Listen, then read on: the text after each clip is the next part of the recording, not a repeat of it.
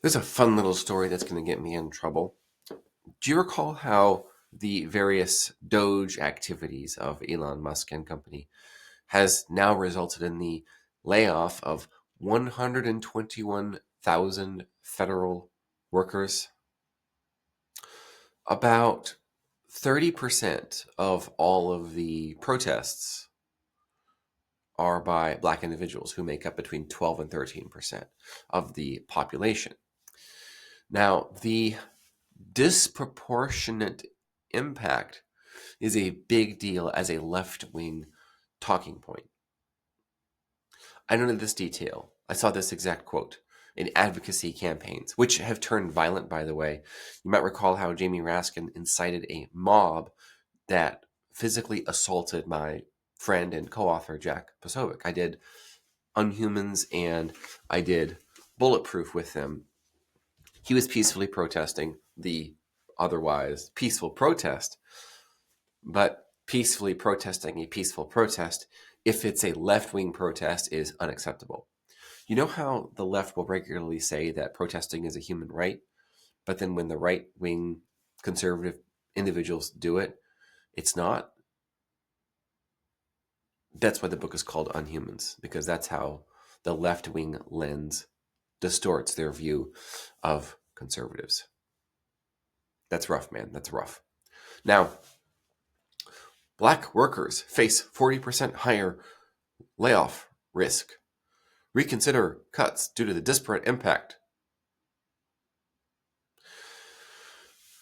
What does this mean, disparate impact? Does it mean it's unfair? Does it mean it's wrong? Now, people will say it's systemically racist if this is happening. They'll say disparate impact, disparate impact.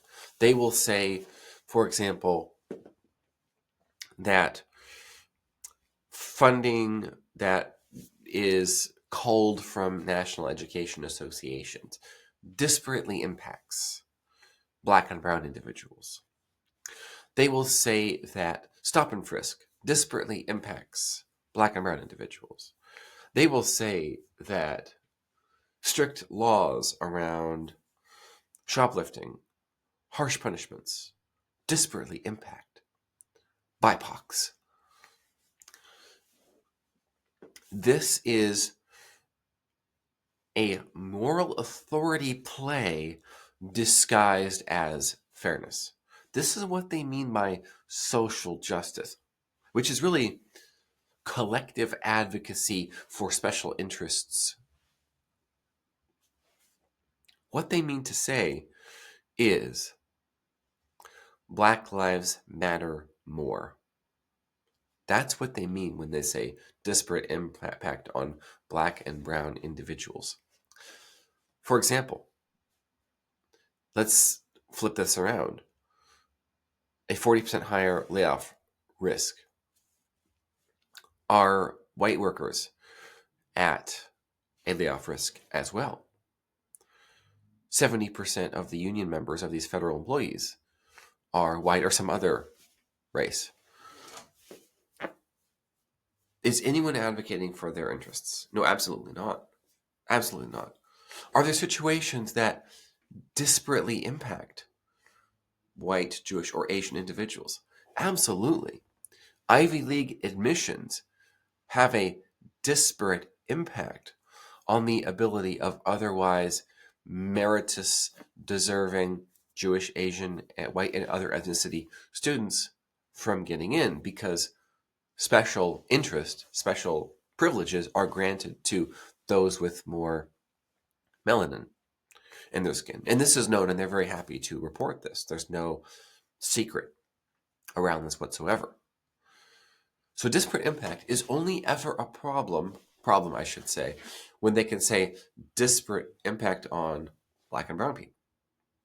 You'll never hear this same group say a disparate impact on Jewish individuals. That's just not a thing. And the reason why is because they appeal to black supremacy, which is a very real movement, by the way. If you talk to anyone who is a black nationalist or a black supremacist, you will get red-pilled very quickly. Or should I say black-pilled.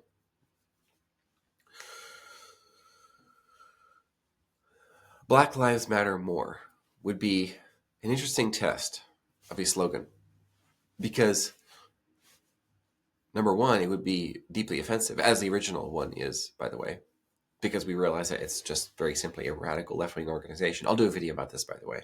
And if you'd like, you can pick up a copy of Unhumans by me and the favorite target, apparently, of these disparately impacted union members and federal employees who like to engage in physical assault after being incited to violence, political violence, no less, by Jimmy Raskin, congressman.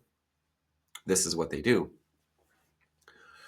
If you were to traipse about with a sign or bumper stickers, let's say, Black Lives Matter More, the left, I posit, would not disagree with you.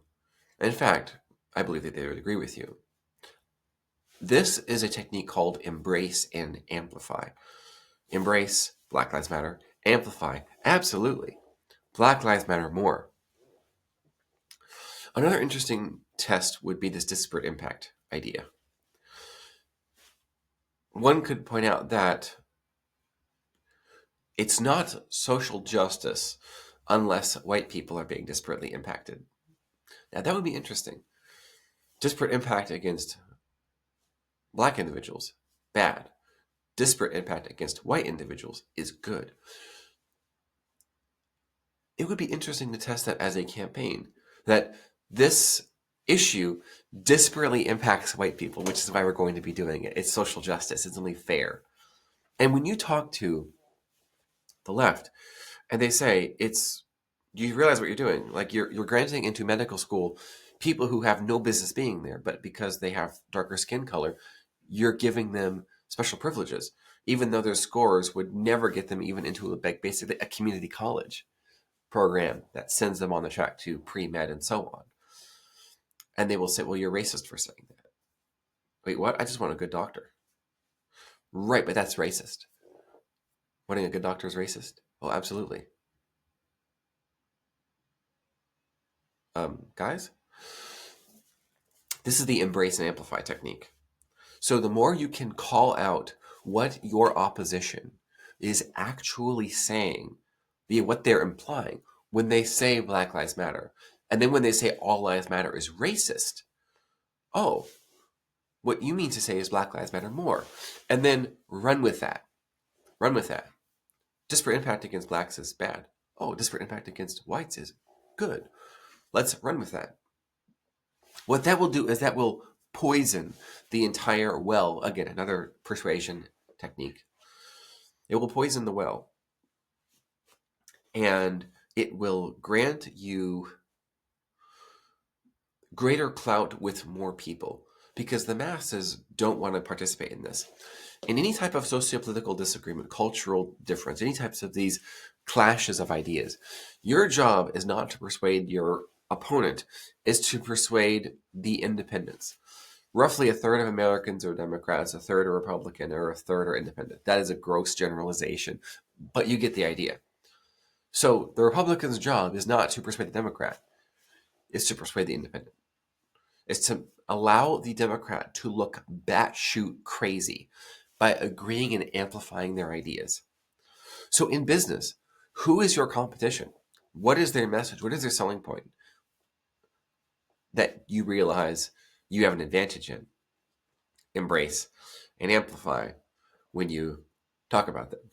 You can also embrace and amplify what is an advantage for you or what is a downside for you. Famous example of this, of course, is when the first erectile dysfunction pills were being released and marketed. If you experience an erection lasting for more than 4 hours, call your doctor. Wait, what? These are 60-year-old men are thinking this with their 30-year-old mistresses.